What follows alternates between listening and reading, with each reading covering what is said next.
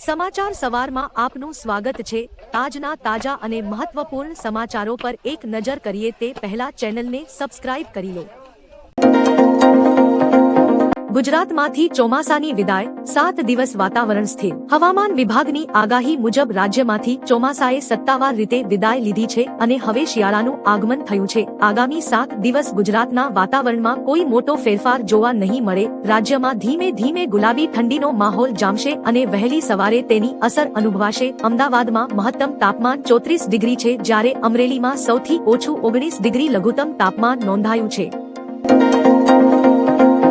ખેડૂતોને 42,000 કરોડની દિવાળી ભેટ। પીએમ મોદીએ ભારતીય કૃષિ સંશોધન સંસ્થાન ખાતેથી આશરે 42,000 કરોડની યોજનાઓનો શુભારંભ કર્યો છે, જેમાં 24,000 કરોડની પીએમ ધન ધાન્ય કૃષિ યોજના અને 11,440 કરોડના પલ્સના ઉત્પાદકતા મિશનનો સમાવેશ થાય છે। ધન ધાન્ય યોજનાનો હેતુ 100 આકાંક્ષી જિલ્લાઓમાં ખેડૂતોની આવક વધારવાનો, કૃષિ ઉત્પાદકતા સુધારવાનો અને લોન સુવિધાને સરળ બનાવવાનો છે। તેમણે 5,450 કરોડની અન્ય કૃષિ યોજનાઓનું પણ ઉદ્ઘાટન કર્યું।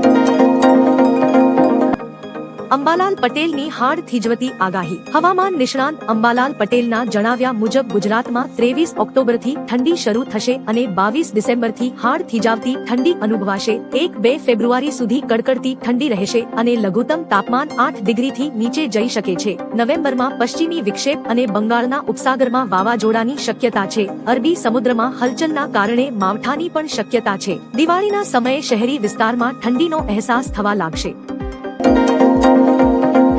બાળકો માટે મોદી સરકારનો મોટો નિર્ણય। કેન્દ્ર સરકારે આગામી શૈક્ષણિક વર્ષથી શાળાઓમાં ધોરણ 3 થી જ આર્ટિફિશિયલ ઇન્ટેલિજન્સ એઆઈનું શિક્ષણ શરૂ કરવાનો મોટો નિર્ણય લીધો છે। આ પગલું ભાવિ વર્કફોર્સને એઆઈ માટે તૈયાર કરવામાં મદદ કરશે। શાળા શિક્ષણ સચિવ સંજય કુમારે જણાવ્યું કે શિક્ષકોને એઆઈ સાધનોનો ઉપયોગ કરીને લેસન પ્લાન તૈયાર કરવા સક્ષમ બનાવવા માટે એક પાયલોટ પ્રોજેક્ટ પણ શરૂ થઈ ચૂક્યો છે। ઘૂસણખોરોને શોધીને બહાર કાઢીશું। કેન્દ્રીય ગૃહમંત્રી અમિત શાહે સ્પષ્ટ કહ્યું કે ભારત કોઈ ધર્મશાળા નથી જ્યાં કોઈ પણ વ્યક્તિ આવી શકે। તેમણે જણાવ્યું કે સરકાર ઘૂસણખોરોને શોધી કાઢશે અને તેમને દેશમાંથી બહાર કાઢશે। ભાજપે 1950 થી ડિટેક્ટ, ડિલીટ અને ડિપોર્ટનું ફોર્મ્યુલા અપનાવ્યું છે। શાહે ભારપૂર્વક કહ્યું કે ઘૂસણખોરીને રાજકીય દૃષ્ટિકોણથી ન જોવી જોઈએ। મતદાનનો અધિકાર ફક્ત દેશના નાગરિકોને જ મળવો જોઈએ। મહિનામાં 3 ઋતુનો અનુભવ થશે। હવામાન આગાહીકાર અંબાલાલ પટેલે જણાવ્યું હતું કે ગુજરાતના ખેડૂતો માટે ચિંતાજનક સમાચાર છે। આગામી 3 મહિનામાં 3 ઋતુનો અનુભવ થવાની શક્યતા છે, જે કારણે પાક પર માઠી અસર થઈ શકે છે। આજથી 13મી ઓક્ટોબર સુધી વાતાવરણમાં પલટો રહી શકે છે। આગામી 24 કલાકમાં સૌરાષ્ટ્ર, દક્ષિણ ગુજરાત અને સંઘ પ્રદેશોમાં હળવાથી મધ્યમ વરસાદની આગાહી છે। દરિયાકાંઠે DC1 સિગ્નલ લગાવવામાં આવ્યા છે। આજથી વરસાદનું જોર ઘટશે। ગુજરાતના દ્વારકા, જૂનાગઢ, પોરબંદર, અમરેલી, ભાવનગર અને વડોદરામાં હળવો વરસાદ પડી શકે છે। હવામાન વિભાગની આગાહી મુજબ વરસાદી સિસ્ટમ નબળી પડતા ભારે વરસાદની શક્યતા નહિવત છે। રાજ્યમાં વરસાદનું જોર ઘટતા ગુલાબી ઠંડીની શરૂઆત થશે અને મોટાભાગના જિલ્લાઓમાં તાપમાન ઘટશે। સમગ્ર રાજ્યમાં વરસાદના પગલે 146 dam high alert, 17 dam alert અને 14 ડેમ માટે વોર્નિંગ આપવામાં આવી છે। બહિયલ તોફાન કાંડ બાદ બુલડોઝર એક્શન। ગાંધીનગર જિલ્લાના દહેગામ તાલુકાના બહિયલ ગામમાં ત્રીજા નવરાત્રી રાત્રે સોશિયલ મીડિયા પોસ્ટને કારણે ગરબા દરમિયાન પથ્થરમારો, પોલીસ પર હુમલો અને 4 દુકાનોમાં આગ ચંડીના હિંસક તોફાન પછી વહીવટ પોલીસ એક્શનમાં આવ્યું છે।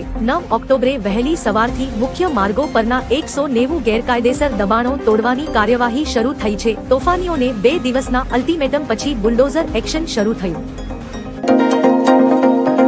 ભાવનગરમાં નકલી ઘી બનાવવાનું કારખાનું ઝડપાયું। ભાવનગરના ભગાતરા વિસ્તારમાં એસઓજી અને ફૂડ વિભાગે સંયુક્ત દરોડા પાડીને નકલી ઘી બનાવવાનું ગુપ્ત કારખાનું પકડી પાડ્યું છે। દરોડામાં અધિકારીઓએ સ્થળ પરથી આશરે 210 કિલોગ્રામ શંકાસ્પદ ઘી, બજાર કિંમત 1.37 લાખના 14 ડબ્બા સીઝ કર્યા છે। આ ઘીના સેમ્પલ પૃથક્કરણ માટે લેબોરેટરીમાં મોકલાયા છે। રિપોર્ટ આવ્યા બાદ આરોગ્ય સાથે ચેડા કરનારા વિરુદ્ધ કાયદેસરની કાર્યવાહી કરવામાં આવશે।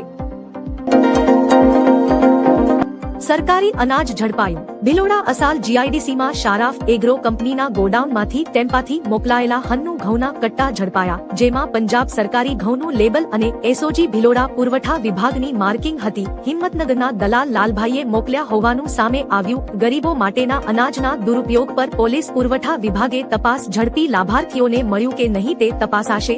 દલાલની ધરપકડ પછી વધુ ખુલાસા થશે.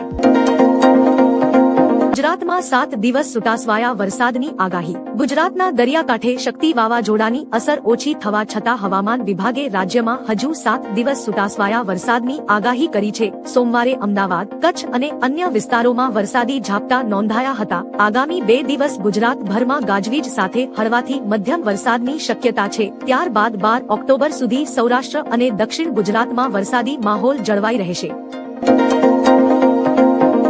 શક્તિ વાવાઝોડાનો ખતરો ટળ્યો. અરબ સાગરમાં બનેલું શક્તિ વાવાઝોડાની શક્તિ હવે નબળી પડી હોવાના સમાચાર છે. ગુજરાત માથે તેનો ખતરો ટળી ગયો છે. બપોર બાદ વાવાઝોડું ડીપ ડિપ્રેશનમાં ફેરવાઈ જતા મધ દરિયે જ સમી જશે. આથી ગુજરાતના દરિયા કિનારાઓને કોઈ ભારે નુકસાન પહોંચશે નહીં. ખાસ કે દરિયામાં અસર હોવાથી માછીમારોને દરિયો ન ખેડવા સૂચના છે. બીજી તરફ હવામાન વિભાગે વાવાઝોડાને કારણે અનેક દરિયાઈ વિસ્તારોમાં વરસાદની આગાહી કરી છે. સોના ચાંદીના ભાવને લઈને મોટા સમાચાર. સોના અને ચાંદીના ભાવને લઈને પેસ 360 ના સહસ્થાપક અને મુખ્ય વૈશ્વિક વ્યૂહરચનાકાર અમિત ગોયલે એક મોટી ચેતવણી જારી કરી છે. તેમનું કહેવું છે કે આ ભાવ વધારો એક વિશાળ રિફ્લેશનરી બબલ જેવો છે અને આગામી મહિનાઓમાં તેમના ભાવમાં 30 થી 50% તીવ્ર ઘટાડો થઈ શકે છે. તેમના મતે રોકાણકારોએ હવે સાવધ રહેવું જોઈએ કારણ કે આ તેજી તેના અંતિમ તબક્કામાં છે. વરસાદી આગાહી વચ્ચે અનેક જિલ્લામાં વરસાદ ખાબક્યો. રાજ્યમાં વરસાદની આગાહી વચ્ચે અનેક જિલ્લાઓમાં વરસાદ પડી રહ્યો છે તો અનેક જિલ્લાઓમાં તો સતત 5 દિવસથી વરસાદ શરૂ છે. આણંદ શહેરમાં અડધા કલાકમાં 1.5 ઇંચ વરસાદ વરસ્યો હતો. ગીર સોમનાથના કોડીનાર પંથકમાં પડેલા વરસાદથી ફાફણી ગામના ખેડૂતોને ભારે નુકસાન ભોગવવું પડ્યું છે. શરદ પૂર્ણિમાના દિવસે વલસાડ જિલ્લામાં વહેલી સવારથી ભારે વરસાદ ખાબક્યો હતો. છોટા ઉદેપુર જિલ્લામાં મધરાતથી શરૂ થયેલા વરસાદના કારણે ખેડૂતોની ચિંતામાં વધારો થયો છે. ચોટીલા, અમરેલી, બનાસકાંઠા અને કચ્છમાં પણ વરસાદ નોંધાયો છે. ભિલોડા અને આસપાસના ગ્રામ્ય વિસ્તારોમાં મધ્યરાત્રી દરમિયાન ધોધમાર વરસાદ વરસ્યો હતો. 4 રેલવે રૂટની જાહેરાત થતા ગુજરાતને લાભ. આજે મંત્રીમંડળની બેઠકમાં દિવાળી અને છઠ મહાપર્વ માટે 12,000 વિશેષ ટ્રેનો દોડાવવાનો નિર્ણય કરાયો છે. આ સાથે 4 રેલ પ્રોજેક્ટને મંજૂરી મળી છે. આ રૂટ ગોંડિયા ડોંગરગઢ, ભુસાવલ વર્ધા, બરોડા રતલામ અને હાવડા મુંબઈ કોરિડોર છે. 600 કિમીથી વધુ લંબાઈના આ પ્રોજેક્ટ્સમાં 18,000 કરોડનું રોકાણ કરાશે. આનાથી સીઓ ઉત્સર્જનમાં અને ડીઝલના વપરાશમાં ઘટાડો થશે અને લોજિસ્ટિક્સ ખર્ચ ઘટશે. ઉત્તરાખંડમાં મદ્રેસા બોર્ડ નાબૂદ. ઉત્તરાખંડના રાજ્યપાલે મદ્રેસા બોર્ડ નાબૂદ કરીને લઘુમતી શિક્ષણ બિલને મંજૂરી આપી છે. બધી મદ્રેસાઓ ઉત્તરાખંડ સ્કૂલ એજ્યુકેશન બોર્ડ સાથે જોડાયેલી હશે અને લઘુમતી શિક્ષણ સત્તામંડળ તરફથી માન્યતા પ્રાપ્ત કરશે. જુલાઈ 2026 થી બધી લઘુમતી શાળાઓ NEP NCF નું પાલન કરશે. ઉત્તરાખંડ દેશનું પ્રથમ રાજ્ય છે જેણે મદ્રેસા બોર્ડ નાબૂદ કર્યું છે અને લઘુમતી સંસ્થાઓને મુખ્ય પ્રવાહની શિક્ષણ પ્રણાલીમાં એકીકૃત કરી છે. પર જોખમ નહીં. અરબી સમુદ્રમાં ઉદ્ભવેલું શક્તિ વાવાઝોડું નબળું પડતા ગુજરાતને હવે કોઈ જોખમ નથી. હવામાન વિભાગ અનુસાર વાવાઝોડાની ગતિ ધીમી પડી છે અને આવતીકાલ સુધીમાં સમાપ્ત થઈ જશે. જો કે આ અસરથી આગામી 3 દિવસ રાજ્યમાં સાર્વત્રિક હળવોથી મધ્યમ વરસાદ રહેશે. દ્વારકાથી 940 કિલોમીટર દૂર સક્રિય આ સાયક્લોન આવતીકાલે ડિપ્રેશનમાં પરિવર્તિત થશે. રાજ્ય માટે આગામી 24 કલાક ભારે. હવામાન વિભાગે આગાહી કરી છે કે અરબી સમુદ્રમાં સર્જાયેલી વરસાદી સિસ્ટમને કારણે સૌરાષ્ટ્ર અને કચ્છમાં ગાજવીજ સાથે વરસાદ થવાની શક્યતા છે. દરિયાકાંઠે 40 થી 50 કિલોમીટર પ્રતિ કલાકની ઝડપે પવન ફૂંકાવાની શક્યતા છે. બંદરો પર LS3 સિગ્નલ અને દક્ષિણ દરિયાકાંઠે DC1 સિગ્નલ લાગુ છે. અમદાવાદમાં હળવા વરસાદની શક્યતા છે. પશ્ચિમ ગુજરાતમાં આગામી 24 કલાક માટે વરસાદી માહોલ રહેશે.